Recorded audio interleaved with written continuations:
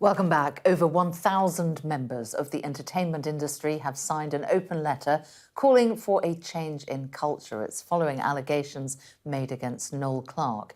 He has denied allegations of sexual misconduct or criminal behaviour, but has said that he will be seeking professional help to educate himself.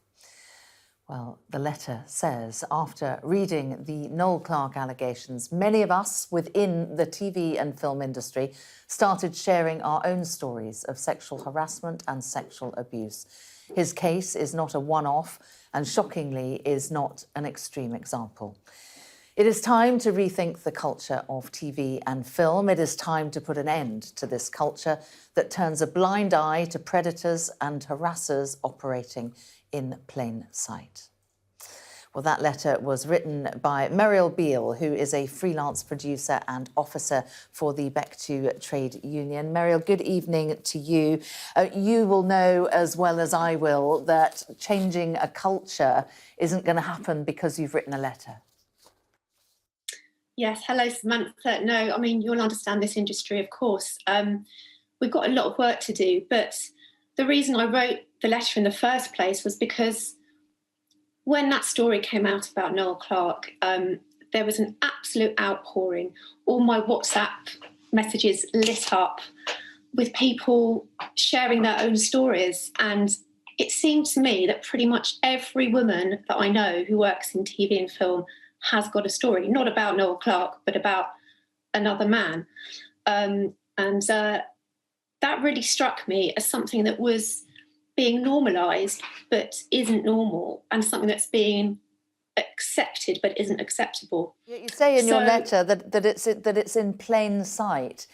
And I'm wondering, it's about a month since those Guardian articles were published about the allegations against Noel Clarke. And I'm not encouraging you to name names at all this evening, but I'm just wondering, you know, given the proliferation of stories out there, as you say, why more names haven't come up?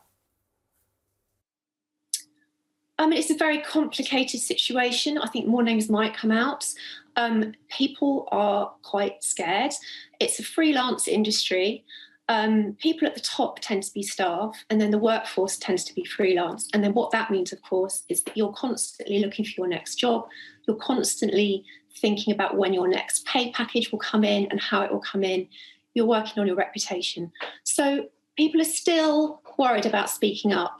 And there is a lot of bullying going on generally in the industry that we need to tackle. But particularly with focus on women, it really just struck me that sexism seems to be rife after all this time. Yeah, I mean, you mentioned microaggressions in there, the low-level hum of sexism. Just tell us a bit about how that feels when you're at the receiving end of it and how it manifests.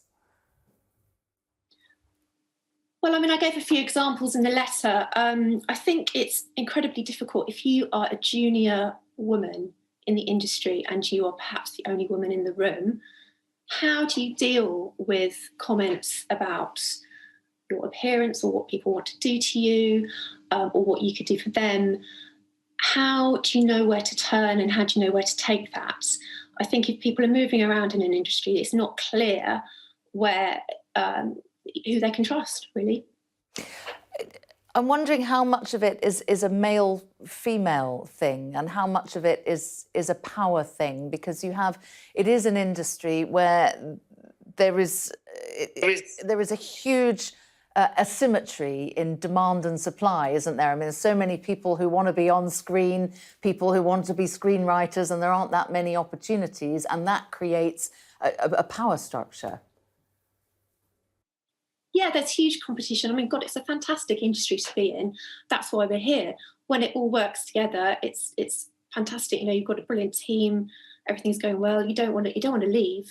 And we want the men on our side. It's really important that the men are our allies. And I was really happy to see lots of men signing the letter and putting their names to the letter and asking for change. Lots of high-profile men as well as crew.